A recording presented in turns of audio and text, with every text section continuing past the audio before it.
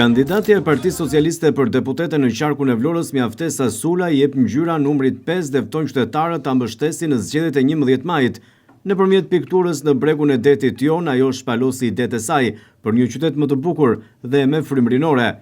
Gratë japin ngjyra jetës me dashurinë, forcën dhe ëndrat e tyre që ndriçojnë çdo ditë dhe pikërisht me gra dhe vajza të qytetit të Vlorës, Mjaftesa Sulaj ka biseduar dhe ka ndarë idetë e saj për zhvillimin e mëtejshëm të qytetit. Me çiltërsinë që e karakterizon dhe me bindjen se Vlora meriton të përfaqësohet në parlament nga një ere që ka studiuar dhe jetuar në Shtetet e Bashkuara të Amerikës, Sulaj kërkon mbështetjen me votë në mënyrë që idetë e saj t'i ketë mundësi t'i impenjojë edhe në politikën shqiptare.